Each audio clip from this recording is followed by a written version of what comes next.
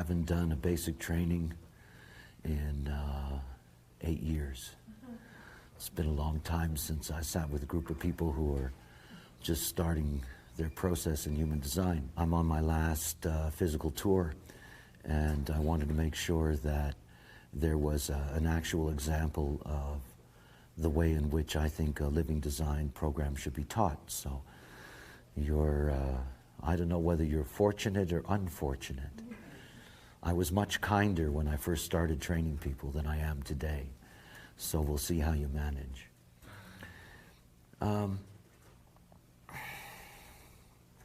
Everything about this knowledge is about application. It's about application. Everything about it is about application, otherwise it's pointless.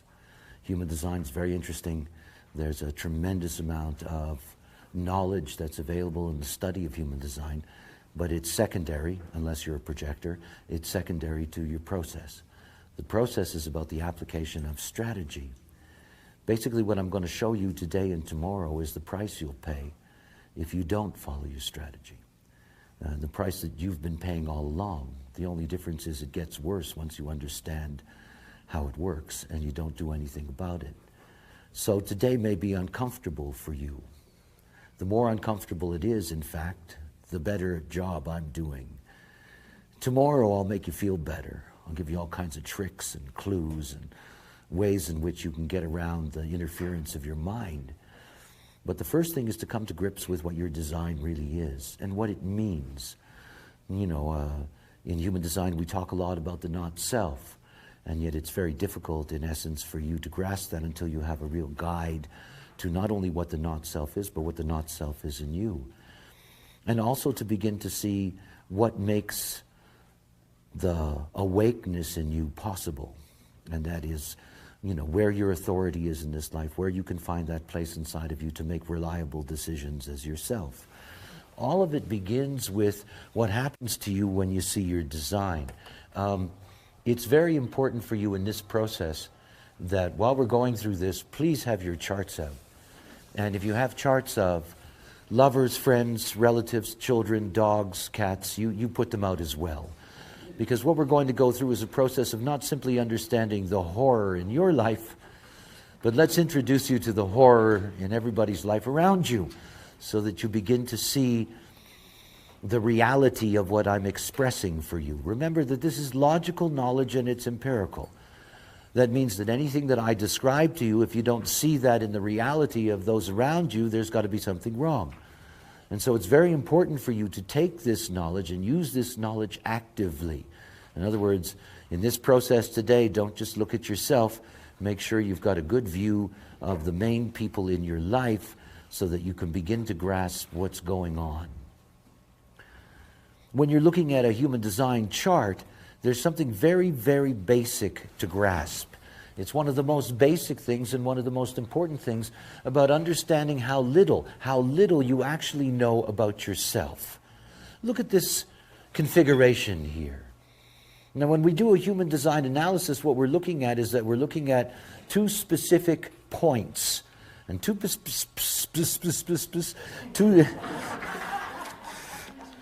it might be one of those days, you know, you never know.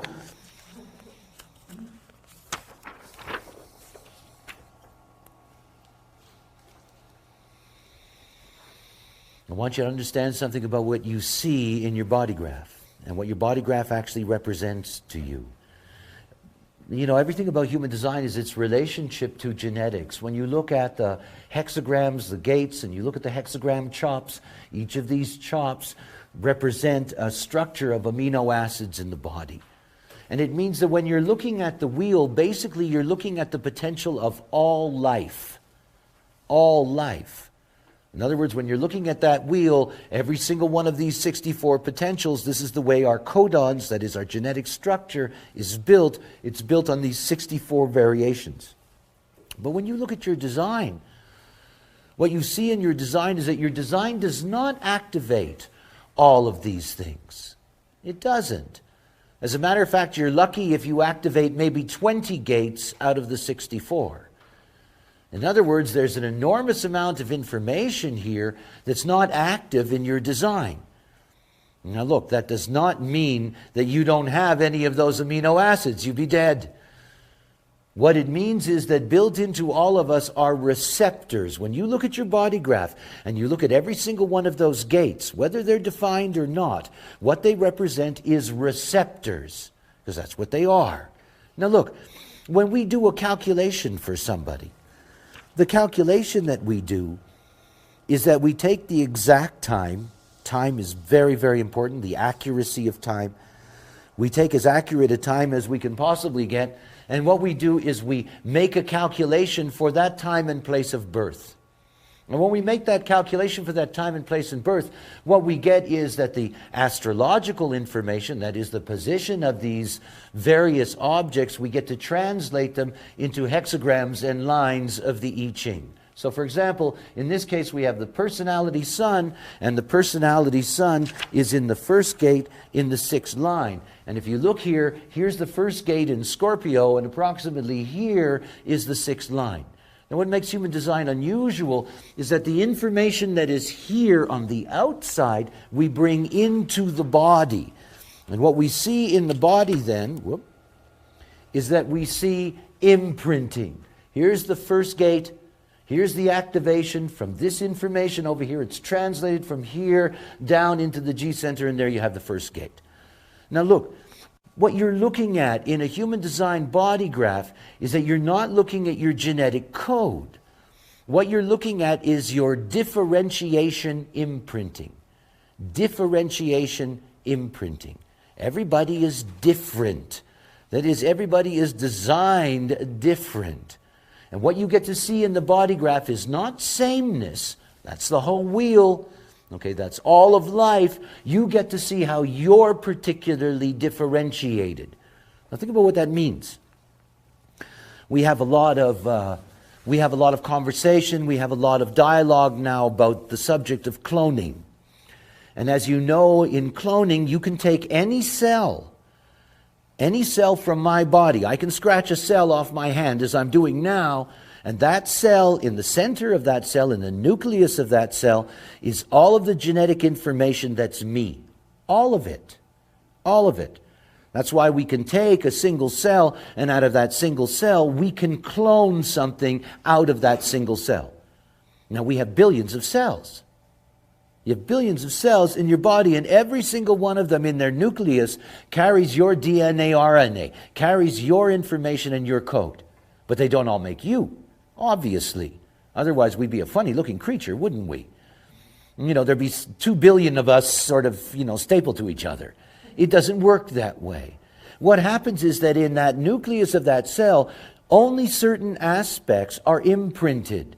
So we have a cell that will make muscle tissue and a cell that will make blood, but in fact, both of those cells carry within them the whole potential of the human being. But they're imprinted, they're made different by their imprinting. They have a specific role to play. Now, when you're looking at the whole wheel, what you're looking at is that cell with all of the possibility inside. What we see in the body graph is the imprinting that makes you different from the next person. And this is the first thing to understand about what you're looking at in the body graph. You're looking at your differentiation. What makes you different from somebody else? This is very important. That is, every human being is unique. You are unique. Now, you don't live your uniqueness. You don't. Because everything that you don't have in your body graph, all those things that are white in your body graph, the receptors that you have to the rest of life, this is always pulling you away from who you are. Everything about human design is about having a strategy to maintain your differentiation. In other words, to avoid being homogenized. In other words, you get to live out what is specifically correct for you. Everything about following your strategy is that you get to make decisions as yourself. And in making decisions as yourself, you live out your differentiation. And that's what makes you unique. That's what allows you to be awake. And that's what gives you the opportunity of a different life. Your life. Your life. Rather than the forces that you're attracted to. Now we have one calculation over here. It's the personality calculation. That's what we call the birth data. And the personality calculation, I want you to think of this when you're looking at the body graph, you're looking at a map. Everything about human design and understanding human design is here in the map. So you have to understand how this map operates. And the first thing to recognize about this map is that this map is made up of roads and tunnels. Literally, roads and tunnels. Things that are on the surface, things that are hidden. So when you're looking here at the personality, everything that you see in black, this is a road. Every one of those activations is a road. And what I mean by that is that you have conscious access to it. Conscious access. Now think about that. It's like sitting on the side of a hill and there's a road in front of you. You can see everything on the road. You can see the cars on the road. You can see what direction they're going in. In other words, you're participating moment by moment with the experience of being. Everybody identifies with their personality because your personality is who you think you are. Period. Now think about that. When you're looking at your body graph, the only part of your body graph that you actually think is you is what's colored in black. Look carefully. The only thing that you think of is you is what's colored in black. Now when we get to the other side, the design information, it's what makes the human design calculation unique in itself. The design calculation is exactly 88 degrees of the sun before the birth. That's about 88 or 89 days. It's approximately the beginning of the third trimester in a pregnancy. And this is the moment that the personality crystal literally is called into the body. And in that moment that the personality is called into the body, that's the moment that we do that calculation. And what that calculation gives us is our biogenetic vehicle. The package. And the whole thing about understanding the package, everything that you see in red is not simply the unconscious, because of course that's a very, very complex term given the way in which it's been treated psychologically and psychiatrically. What's important to recognize is that everything that you see in red, you do not have access to. You do not. These are the tunnels. Tunnels. And it means that you do not participate in that information while it's happening. It's not like sitting on the side of a hill and you can see the road in front of you. This is a tunnel. You don't know what's in the tunnel. You don't know what direction anything is going in the tunnel. You don't know if it's ever going to come out of the tunnel. And if it does, you don't know when. And when you look at your designs, look at the red and recognize something, that all of that information is there, you deny it. You don't think of it as being you. You don't recognize it as being you. And only over time do you begin to accept it as a trait. As a trait. Let's say that you're somebody who is emotional. Here, the solar plex system. And let's say that that emotional system is defined, it's turned on by an unconscious channel. Now you can go up to that person and say to that person, you're emotional. They're not going to believe you. You only know they're emotional because you take in their emotional wave. But they don't connect with being emotional at all because it's not who they think they are. I have a totally unconscious mind. Every aspect of my mind is in red. Now, I do not identify with my mind. You know, people would tell me when I was young that I was smart, and I would wonder about what they were talking about, because I didn't have any of the things that people seem to talk about when it came to mind. I didn't think. I was never processing stuff in my head. You can see that. I don't teach with notes. I don't have any of that stuff. I don't know what I'm going to say. And when you're a child and you have an unconscious mind and you don't know what you're going to say and funny things come out of your mouth, it can be very frightening. And you don't think of that as being you. I never trusted my mind. I never identified with it because it wasn't me. Look at this being here. Here's a connection that goes from the splenic system, the body's immune system, to the G center. And this channel here is the channel of perfected form. It's a design of survival. But that person doesn't identify with their ability to survive. They don't. The only thing they identify with is that 10th gate, because that 10th gate is conscious. And that 10th gate is about behavior. So they're aware of the fact that behavior is important for them. They pay attention to their behavior, but they're not secure in that they are a survivor. Not only that, but this is also the channel of following one's convictions. And the root of that is coming out of the unconscious. And they don't know that power is there. Other people tell them. Other people tell them. You know, when I first began, I think I have an illustration of this. When I first began doing teaching in human design, one of the basic things was, that's not the right place, that people had to color in their charts. I mean, it's very easy now with computers. But people actually had to color in their charts. And what that meant was that because of the black, you had to color in the unconscious first. And when you color in the unconscious first, you get to see, literally, that you're two different beings. Now, I don't know if I'm going to find this, but I will look. Let me give you another example because I have an illustration for that. Okay, we have two different aspects. We have the personality and we have the design.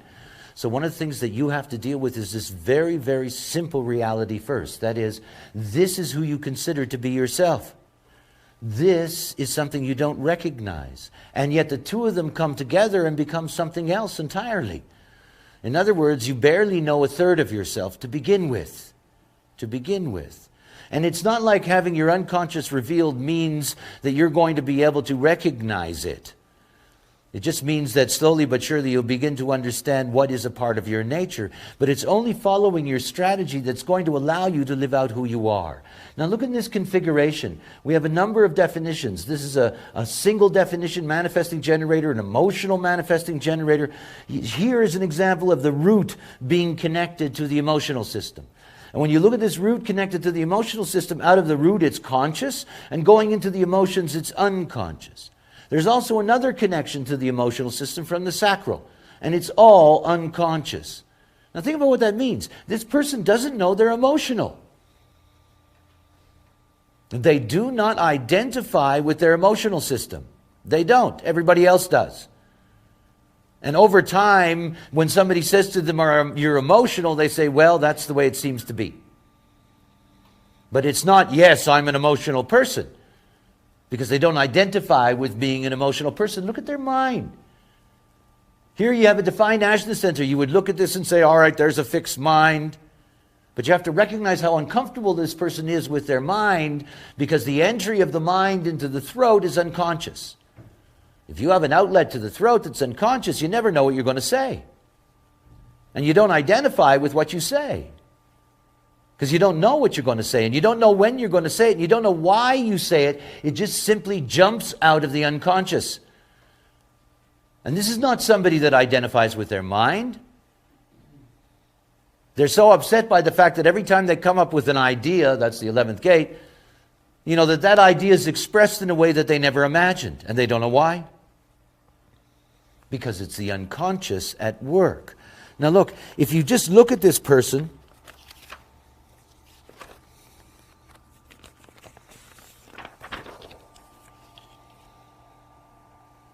if you just look at their unconscious, you have a totally different being. Instead of having a very complex, single definition, manifesting generator, what do you have here? You've got a split definition, emotional generator. And there's a big gap here between the two. And so this mind is operating at an unconscious level. This intimacy is operating at an unconscious level. Look at the intimacy. This is the channel 59.6. This is the channel of mating. This is the channel of reproduction. The 59th gate, dispersion, is a genetic role gate. It's our genetic roles in bonding. And this is the way that our genes move us. Now, somebody who has this whole channel, not only are they basically fertile, but there's something else, quite specifically. They're aura breakers. Aura breakers. See, look, there are certain people that can step into your aura and there's nothing you can do to protect yourself. These are 59-6s. They're designed to be intimate. They're designed to get into your aura. They're designed to make intimate social contact with you. Now think about what that's like to be somebody who has this trait. It's unconscious. They have this trait, but they don't identify with it. Now what do you think that feels like? Every time that you meet somebody, you're immediately into some kind of intimate connection with them. Now that could be very misleading. If you're a woman with a 59-6 and you can simply step into a man's aura and break into that aura, the assumption of the male is you want them. And there you are in that situation, unconscious. You don't know why you're there. And if you're really ignorant, you'll be confused yourself. It's what happened when you were younger. Every time you could break into somebody's aura, you assumed they were your best friend. And they're not. You could just break into their aura. As a matter of fact, most of the time they would wish you'd get the hell out of their aura. Because it's really quite a thing to have somebody, that can break into your aura like that. And this person doesn't know that. They don't identify with that. They don't think of themselves as somebody that breaks into other people's auras. They don't see themselves as somebody who needs intimacy. They don't. They don't think of themselves that way because it's not conscious. It's unconscious. And that means throughout their life, intimacy for them is not anything they can identify with. Imagine. So they have an intimate relationship with somebody and they do not know why. They don't know why they're there. They don't know why they have that intimacy. And in many cases, that ends up with a pregnancy. And not necessarily a good relationship. The ability to break into somebody's aura doesn't mean that you love them or they love you. It's just a capacity to break into the aura. Now think about this being and think about the fact that it's unconscious. See, if you just look at your chart and you just see all of those connections, you're not really seeing what's there. Being a human being is complex. And to take human beings out of their not self and to give them an opportunity to live who they are, that's quite a process. You cannot do that mentally. I can show you, if you take somebody who's an unconscious 59-6 and you say to them, look, you're an aura breaker, you're always getting into situations where there is a sense of and a feel of intimacy with the other, and you have to remember that this isn't always good for you. But you see, they don't identify with it. They don't. It's like talking to the wall. It isn't going to stop them from being intimate with anybody. They can be intimate with a stone. It isn't going to stop them. The only thing that works is your strategy. I will show you today how your minds control you through the not self. And the mind is the real enemy in all of this. For you, the whole thing is that for your minds at this point in your process, all you're doing is seducing your minds with something that's interesting. But the moment your mind feels like it's losing authority, you'll see the kind of battle that it puts up. Because it wants you to stay not self. Because it stays in control of your lives. So when you're looking at your design to begin with, you have to look at the basics first. You have two calculations. One of them is about what you identify with. So here we have this person who cannot identify with their mind or with their intimacy and their emotional system. But on the other hand, when you look at them... Oh, wrong one.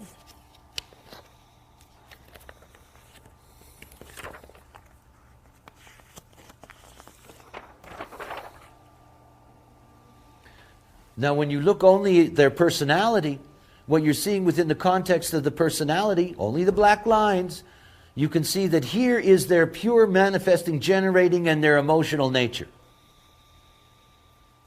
So here is somebody, this channel 2034, these channels here, the 20, 10, 34, 57, this is called integration. This is not a circuit. This is a special construct within the body graph. It's basically our survival backbone. It's the heart or the core of what our individuality is. The 20th gate is the gate of the now. And it is a voice, like all gates out of the throat, it is a voice that expresses, I am now. Very individual. Now the 34th gate is a gate of power. It's coming out of the sacral center. It's a generated force. And when somebody has the 2034, what they have is busyness. Busy. Busy, busy, busy, busy, busy. Eh? You want to wake up? No, I'm too busy. I'm much too busy. You want to make love? No, I'm too busy. You want to do something interesting today? Wish I could, but I'm busy. This is busy, busy, busy. Okay, and this is what they identify with. Yes, I'm a busy person. Leave me alone. I have no time for you. Yes, I'm busy. I know I'm busy. I don't know what the hell I'm busy about.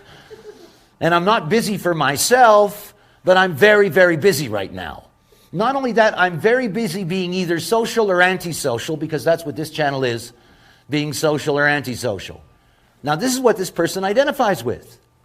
They don't think of themselves as an idea person who has the possibility of being able to stimulate others with their mind. They don't see themselves as somebody who is here for intimacy. The social channel they have is about strangers.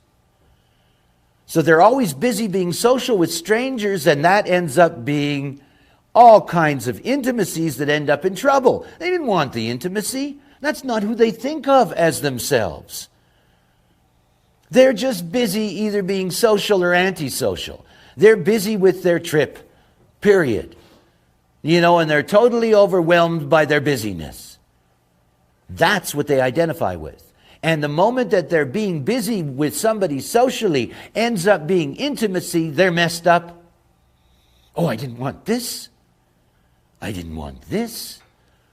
What am I doing here in this situation? Why am I being intimate with this person? When in fact, for me, they're nothing but a stranger that I can just, take or leave, period. So when you're looking at your unconscious, what you're looking at as all of those things that are you that disturb you because you don't have access to them. So you can't control them. And of course, human beings, what they want to do is control everything, because they're afraid. So all of this control is about being able to protect themselves tomorrow. And it's very uncomfortable to have aspects of your nature that are operating unconsciously, that you have no conscious awareness of, that don't follow any of your control mechanisms. And you can't stop it. It's you. See, every step I will take you through today, please understand something. Your mind will not save you. Understanding that you're fucked up does not save you. It does not. It doesn't.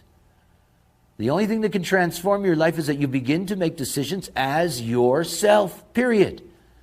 And it's 7 years. 7 years of deconditioning. 7 years of getting rid of you being a slave and locked into all the things that you're not.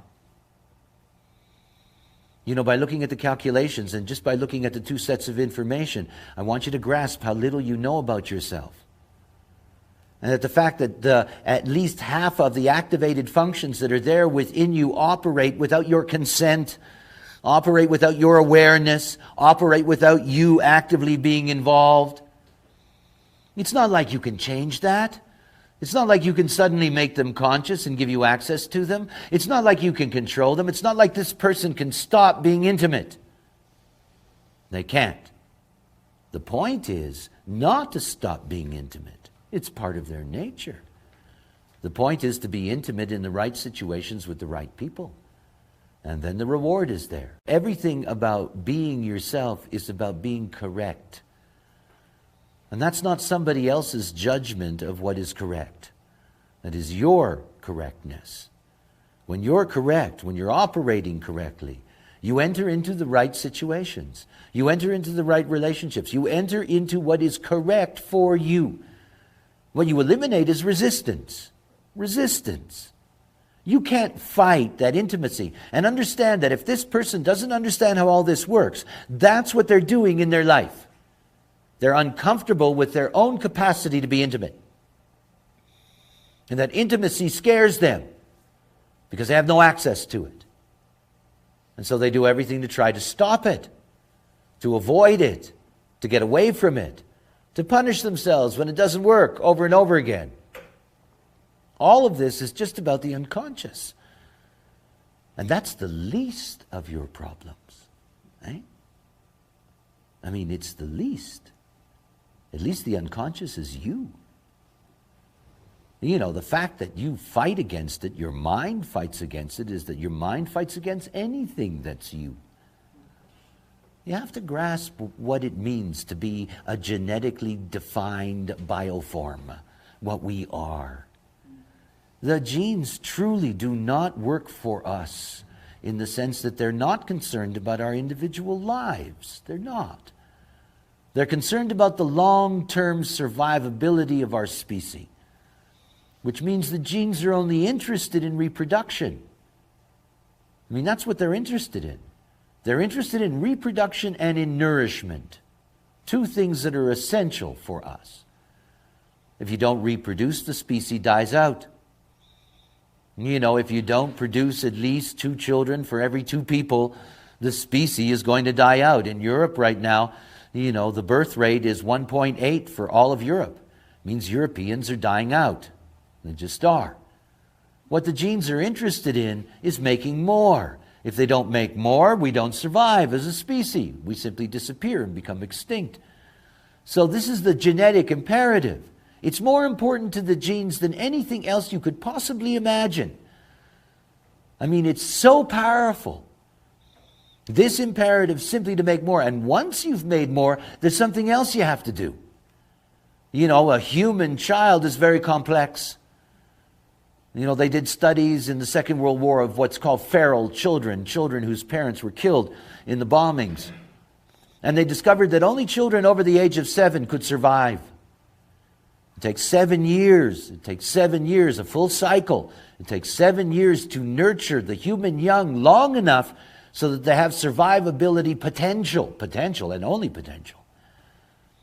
In other words, the genes aren't just interested in us reproducing, they're interested in us in reproducing and educating and nurturing at the same time.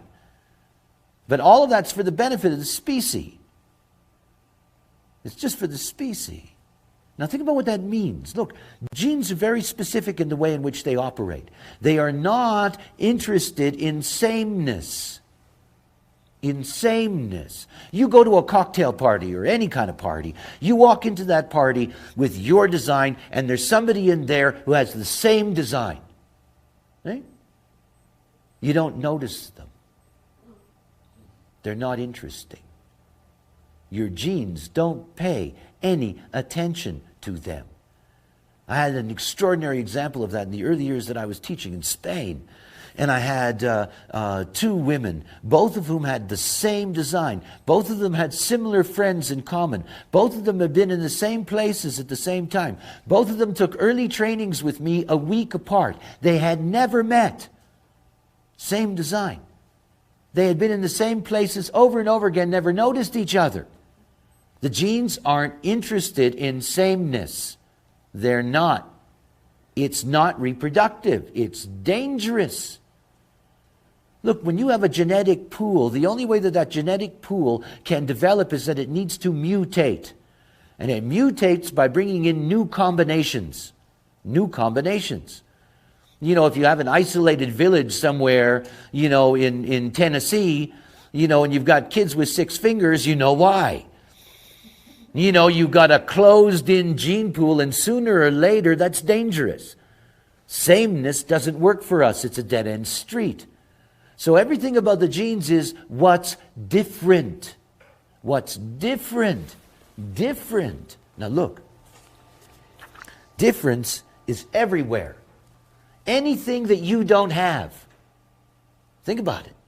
Anything that you don't have. It's not just centers, channels that you don't have, gates that you don't have, centers, channels, so forth and so on. Every single one of those things, every single one of them is what you're interested in. And you're not interested in yourself.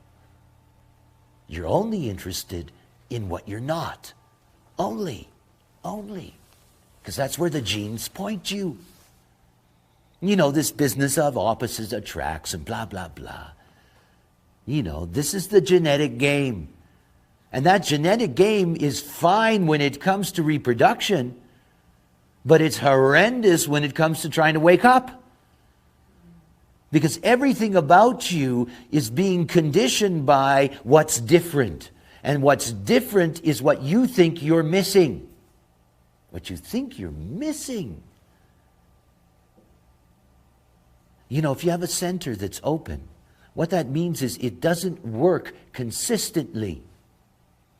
Oh, what a tease that is for the not self.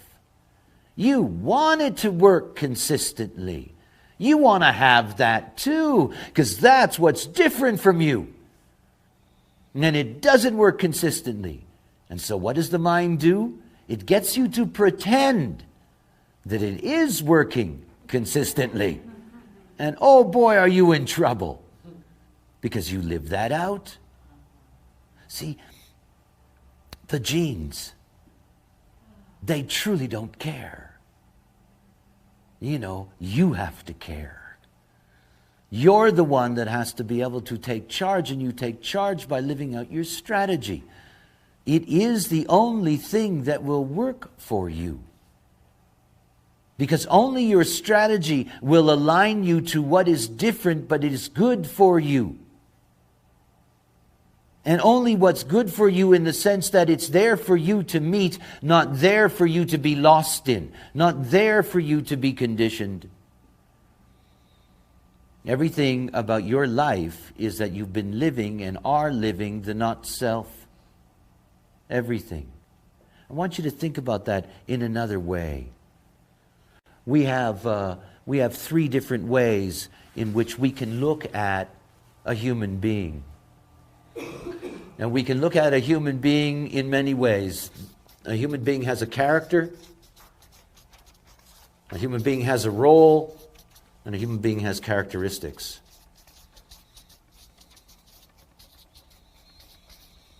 And when you're looking at characteristics, you're looking at the body graph. You're looking at your basic design. And when you're looking at the character you have, you're looking at your profile. And when you're looking at your role, you're looking at your incarnation cross. Now this up here, you don't get to until you're living your design. You don't. You don't. Right? What you're dealing with now is that you're dealing with characteristics. Think about that. You know, for me, life is a movie. That's what I call it. I guess it's the same as the Bards. It's a play anyway.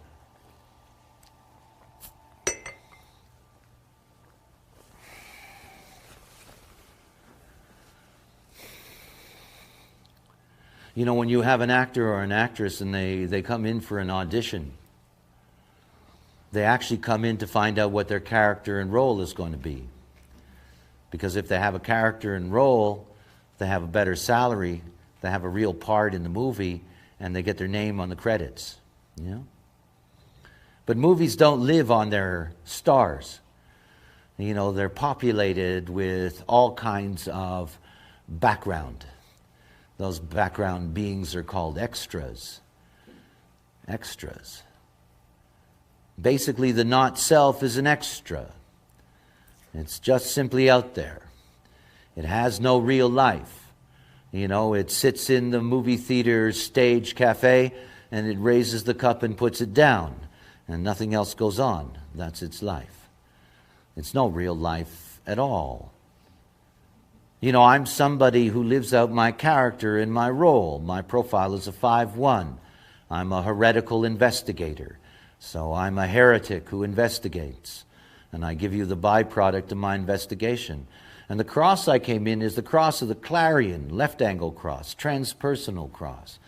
So I'm here to trumpet the news of the heresy that's found in the investigation. I get to live out the archetype or the mythology of what I am as a differentiated being.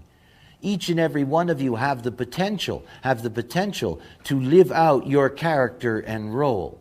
It's a potential. But it's a potential that you only get to through deconditioning. that you only get to through living out this life as yourself, through being your own authority. And as long as you are not your own authority, as long as you're not making decisions as yourself, as long as you're not being correct, you're just an extra. Nothing more, nothing less. World's filled with extras. Nothing more, nothing less. Nobody even notices when they're gone.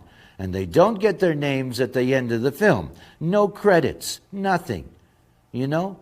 Just meat in the background of the butcher shop.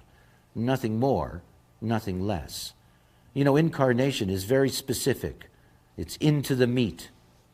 You know? This is all about the great experiment of consciousness in form. We're here to be passengers.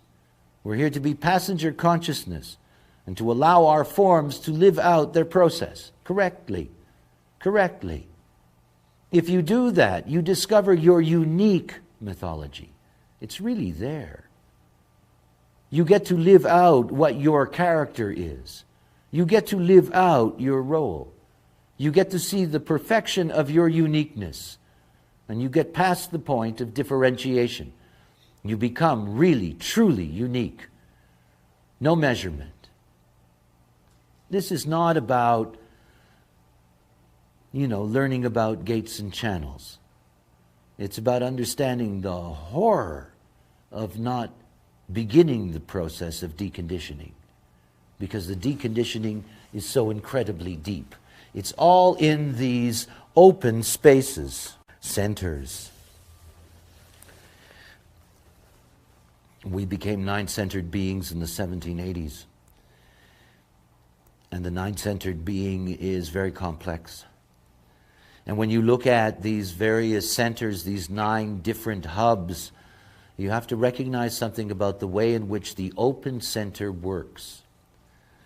As you've been introduced to human design, you've heard more and more about, your type, your strategy, what to do in that sense. That strategy that is there for your type and the authority that goes with it, this is all rooted in whatever your definition happens to be. In other words, it is the strategy and the authority for you to make decisions as yourself. But every open center in your design has its own strategy. Every open center in your design has its own strategy. This is a not-self strategy. And those not-self strategies are more powerful, are much more powerful than the strategy for being yourself. And they're much more powerful because they're represented by the mind. In other words, each not-self strategy that you have, and some people have many, those not-self strategies, the propaganda center for that, the expression of that is in your mind. Your mind will express your not-self strategy. And each not-self strategy is there to get you to make a decision. To make a decision based on your not-self strategy. Solely. And this is what keeps you away from actually living out your nature. When you're looking at the body graph, the first thing that we're going to start with is that we're going to start with the 3 awareness centers. And the 3 awareness centers are the starting place because, in fact, they represent the deepest conditioning that you can get through an open center.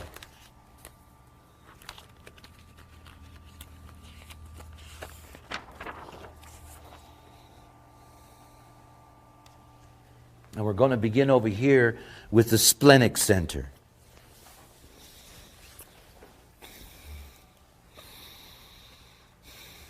Now, the spleen is our oldest awareness. It is our only existential awareness. It is an awareness that we share with all forms of life. In other words, this is a primary awareness, and as a primary awareness, its basic concern is survival. Survival. Remember, this is the genetic imperative. In order for us to reproduce, we have to get to an age in which we can be fertile and reproduce. Survival as a bioform is one of the most important things. It is the key, staying alive. And so every form of life has a spleen. And it's the spleen's job to be alert to danger. All awareness is driven by fear. All intelligence is driven by fear. It is out of fear for survival that we develop strategies. What makes human beings the top of the food chain is that we've developed extraordinary strategies over the millennia. These are strategies for survival. When you're looking at a defined splenic center, the biological associations are the spleen itself and your lymphatic system. Now, your lymphatic system is very important. It exists throughout your entire body. Your lymph nodes are everywhere. And basically what they are is that they're sensory systems. They're trying to pick up danger.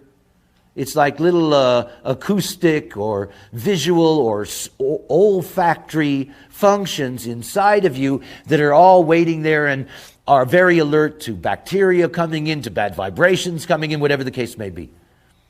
And so when you're dealing with your splenic system, you're dealing with your body's basic alert system. It is this immune function to protect you, to defend you, to keep you alive. And anybody that has a defined splenic center has much more surety in their sense of survivability than somebody who doesn't. If you have a defined splenic center, it does not mean that you're the healthiest person on earth. What it does mean is that you rarely notice when you're sick. That's what it means.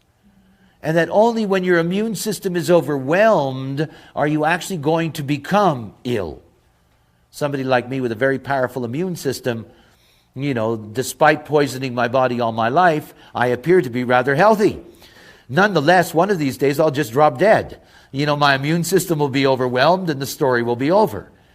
People with a defined immune system rarely look after themselves properly. Rarely are concerned about their diet, rarely are concerned about the kind of things that they put into their body. Now think about what it's like to have an open splenic system. Remember that an open center has its own not-self strategy.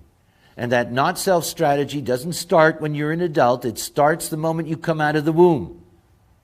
The moment you come out of the womb. As a matter of fact, some of it starts even before, but that's another story. Okay, so you have an open splenic system. What that means is that you do not feel secure. So if you're a baby and you have an open spleen and mama has a defined spleen, mama is everything for you. Think about what an open center is. When an open center takes in definition, it amplifies it. It amplifies it. And so that energy coming in from the mother, that sense of security that comes with the mother's aura, that sense of security is amplified. And so this child feels deeply, deeply secure when it's in its mother's aura. Now what happens when mother puts the baby down and walks away? The baby immediately has a crisis. Immediately. It immediately no longer feels secure. It's immediately on heightened alert. And it will do everything in its power to get the security back. In other words, right from day one, it will start its not-self strategy. And its not-self strategy will make a decision based on being insecure. So the moment mama goes away, it will learn to cry. It will cry as a not-self strategy to get mama to come back and pick it up so it can feel secure again. And it will go through that whole process. Now think about what that means as you're growing up. It means that you're going to hold on to anyone who will define your spleen. They will make you feel secure. They will give you a sense of feel good. It does not mean they are good for you at all. At all. You see, the not-self strategy of the open spleen is holding on to things that aren't good for it. If you have an open spleen, you've been holding on to things that aren't good for you all your life. And you've made decisions based on that all your life. So you got an abusive partner who has a defined spleen and you got an undefined spleen, and despite the fact they're abusive, you don't let go of them. You got an abusive mother and father with a defined spleen. You got an undefined spleen. You don't run away from home. You hold on to what isn't good for you because it gives you a sense of security, even if they're abusing you. Now, we know that there are millions of cases like this in America. Millions. Millions. And there are all kinds of people who are doing therapy. There are all kinds of psychologists, psychiatrists, therapists of the whiz-bang sort, the fuzzies, the whole gang. They're all out there, and they're trying to get you to change that from the mental plane. All this counseling to abuse people about, you don't need to hold on and blah, blah, blah. It doesn't work. It doesn't work. It's not like you erase that. The mind is the spokesperson for the open spleen. You're going to convince that mind to give that up? It gives the mind power over you. It keeps the mind in control of your not-self. No, we're not going to leave this person. There's a decision. We're not going to leave this person because we'll feel insecure if we leave this person. So we're not going to leave this person. Think of the risks. And there's the mind propagandizing your not-self. And that's what you have in your head. Your mind isn't saying, by the way, let's focus on our true self. That's not the mind's game. The mind says, here's this, we're afraid, let's deal with our fear. Hold on for dear life, maybe it'll get better. Hold on for dear life, the abuse really isn't that bad. Hold on, hold on, hold on. Sick. And you don't need drugs for that, and you don't need therapy for that. You simply need to recognize how to operate as yourself. You don't make decisions based on your open spleen.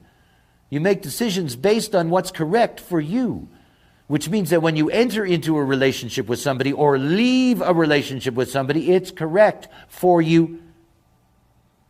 This is not about avoiding conditioning. You can't avoid the world. We have the receptors within us. If you're an open splenic person, you're never going to escape feeling more secure with somebody else around who defines it. You will never escape that. You're not supposed to. But you're not supposed to make decisions based on it.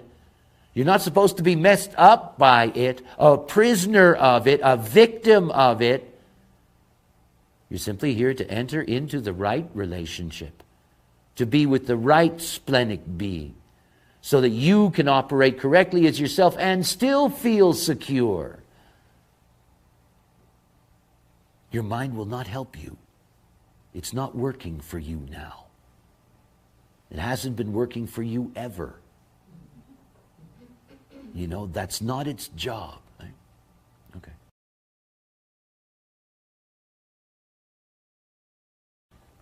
The open spleen. Something to understand about the health and well-being of people with an open spleen. I have two sons. One of them has an open spleen and the other one has a defined spleen. And my son with the defined spleen has had every kind of inoculation, injection, you name it, they've had it. My son with an undefined spleen has never had such a thing, has only had holistic treatment, has never had any inoculations, has never had any of those things. This is something to understand about the difference between defined and undefined, consistent and not consistent. The consistent spleen, The consistent spleen needs to have information about what it needs to protect itself from. It just makes it so much easier for it to operate. It's not there to learn about what is attacking it. It's simply there to deal with it. But the undefined spleen is a knowledge system. You see, open centers have a potential for wisdom. Wisdom. See, if you have an undefined spleen and you're awake, I'll go to you for healing any day of the week. Any day. Because you see, the undefined spleen is this extraordinary receptor. And it's a receptor of the other's immune system. It takes the information in. If you have an undefined spleen as a child, you're going to be vulnerable to things that are there. The things that you pick up at school and so forth and so on. Yet it's essential for you to go through that phase in order for your body to begin to understand how to protect itself, in order for your immune system to grow and become wise. If you have an open spleen and you're operating correctly, you're looking after yourself. And you're looking after yourself holistically. It is very dangerous for undefined spleens to use pharmaceuticals. It's very dangerous. And it's something that can only be considered in extreme situations. That's very different for a defined spleen. You know, you can pump anything into a defined spleen and usually save it. Very different. So the open spleen isn't just a matter that it has this very deep not-self strategy. It says that if you're not operating correctly out of your strategy, then what's going to happen to you is that the splenic systems that you're taking in, they're liable to make you even sicker. The child with the open spleen who has a mother with a defined spleen who can't get rid of her headache without 75 Tylenols. You know, the moment that the kid gets sick, she's slamming something into the kid's mouth. She's giving it, you know, heavy-duty cough syrup and this and that and blah, blah, blah. That's not for this child. And as long as the child is in its mother's aura, that sense of security and survivability is fine. But the moment she puts that child down, it's going to suffer from all that stuff in its body because it's not healthy for it. It's not. You see, ignorance isn't just about being psychically damaged in life. It's about being physically damaged. See, the not-self doesn't even have its own body. I mean, none of your bodies reflect who you are. It's one of those things to think about. You know? Your bodies don't reflect who you are because most of your life, all of your life, you've been living out the not-self. And the not-self does other things. If you're somebody who has an open emotional system and you're not living out your nature, the likelihood is that you're going to retain enormous amounts of water. You know, it's very easy to lose control over your physical body when you're not living out who you are. It's as simple as that. And the not-self, because it deals with so much resistance, builds up layers and layers and layers and layers of meat to try to deal with the resistance, and it doesn't work. It doesn't work.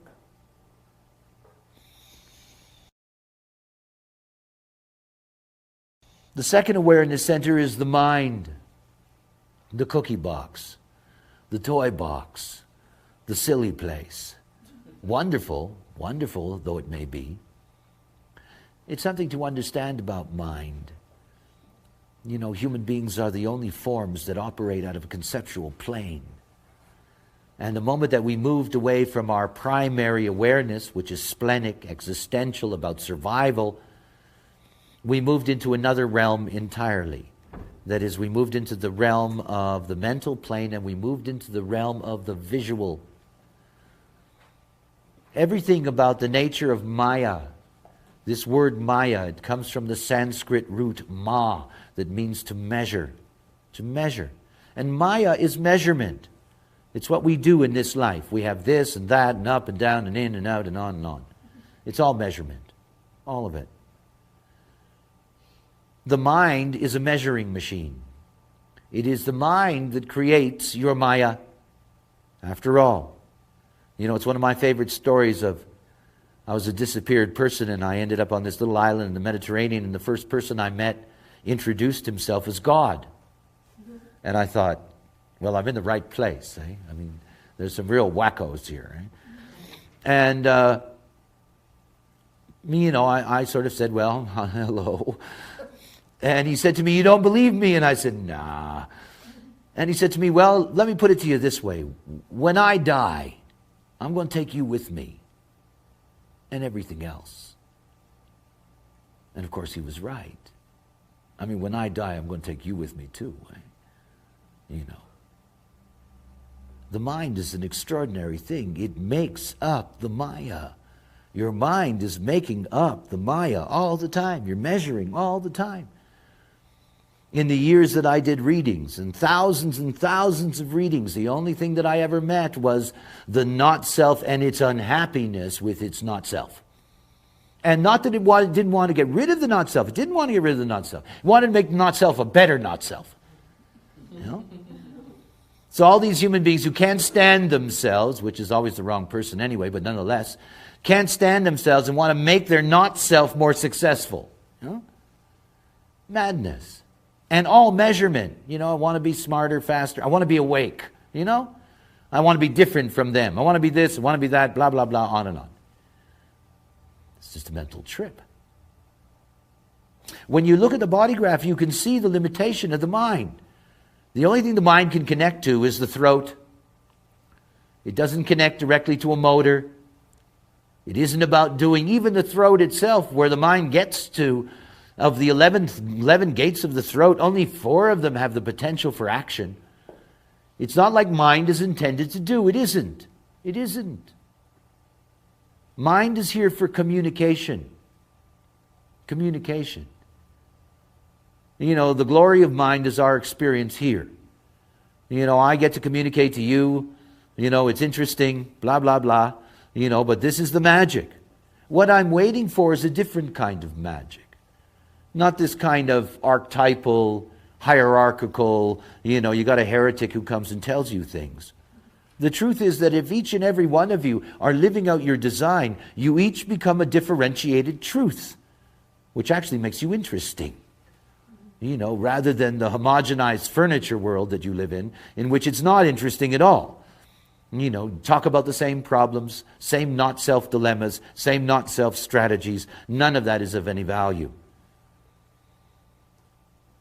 The ajna center, where we conceptualize, when the ajna center is colored in, you have somebody who has a fixed mind. Fixed. My mind is fixed in the middle, the 43-23. I'm a knower. It's fixed in the middle, all unconscious. As soon as I could speak, I said, I know. Whether I knew or not, I know. And if you tell me that I don't know, I tell you to go to hell. I know. Leave me alone. I know. I can remember in early teaching days teaching kids, and you'd ask a question, there'd be 7 of them, I know. And then you'd ask them, right? And they'd stare at you. It's a fixed mind. I have a fixed mind no matter what you say to me. No matter where you're coming from, I have my fixed, consistent mind. It works the same way all the time, moment by moment, forever. Not only that, it's narrow as hell. I have an incredibly narrow mind, like the rest of you who have a defined mind. Any definition is narrow. Think about that. It's one little point to another little point. If you ask an emotional person, somebody who's defined emotionally, and let's say they're defined emotionally through the channel 4130, which is about desire, and you ask them what emotions are, they'll tell you it's desire. Not only will they tell you it's desire, they'll give you the very, very specific narrowness of their experience, because they don't know anything else. I only know this kind of mind. This narrow mind is me. Now, I'm somebody that has an open emotional system. And when somebody says to me that I know, yes. What is with this box? Yeah. This goes on and on. I think this is just a projector ploy to disturb me. No, it's when it's touched or bent or whatever. Yeah, I'll give it a lap rest. Yeah. Could you hear me now? Yeah, good. All's well. Okay. I have an open emotional system. When somebody says to me that emotions are desire, I know that they're defined emotionally that way, because emotions are more than desire. Emotions have passion and need and many other things that are part of understanding the complexity of the solar plex center. If you have an open emotional system like I do, you have experienced in your life all of the varieties. In other words, you're not narrow at all. At all. Think about the irony of the not-self. The not-self wants to make that experience narrow. You know, that's what the not-self wants to do. It wants to pretend that it's fixed, but it's not.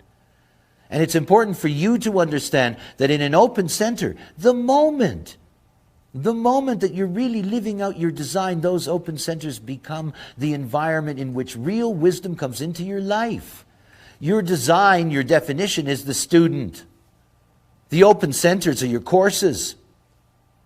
This is what you have to get through. And either those courses are going to overwhelm you, and you're going to be lost in their conditioning, or you're going to break through that as yourself, and that becomes where your wisdom is.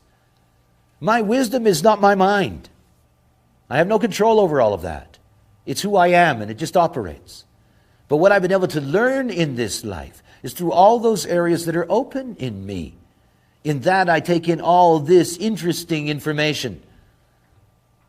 So when you're dealing with the Azna Center and you're dealing with somebody with a fixed mind, you have to recognize that is a fixed mind and it's very narrow. Now there's something to recognize about the way the not-self mind works in any kind of relationship. Is that basically all relationships, because the not-self is unstable and the not-self is not healthy, that all relationships are complaints about the not-self. So you say about your partner, we could have a better life if you change this, or you change that, or if I change this, and there they make these bargains. I'm going to change this, you're going to change that, blah, blah, blah. This is called murder. Think about what that's like. You've got somebody who's a 1762, the logic side of the mind, Ajna center to the throat. These are organizational beings. They have fixed opinions. They have fixed detail. They bring their own detail to their opinions. Now, that doesn't mean they're right. It just means that that's the way their mind works. And they're always giving you their logical opinion with their own details. Even though those details may be coming from, left field, or the Twilight Zone, whatever the case may be. Now, you can't say to this person, stop giving me your opinions. Not only that, you can't say to this person, change your damn opinions. Because they can't. They can't. That child that goes, I know, I know, I know. There's always somebody there to say, you don't know anything, shut up. It's true. What do you know? It goes on and on and on. So look, the first thing to understand about who you are is that who you are is not something that's up for barter. You're not here to change who you are. I'm not about to give up my defined ego. I'm not about to have anybody tell me in this life to put my ego in my pocket. Thank you very much. Don't be such an egoist. Well, up yours. That's what I am. I was born that way. There's nothing I can do about it. I got a big fat ego. If you don't like it, take a hike. It's as simple as that. We are what we are. You have surrendered that uniqueness so often in your life. You come in with a channel of struggle and everybody's saying to you, don't struggle. You come in with a defined mind. People tell you, stop thinking so much. You come in with an emotional center and they say to you, can't you control yourself? All of that is murder. It's killing the self. It's killing the self. And you're so dumb that you go along with it.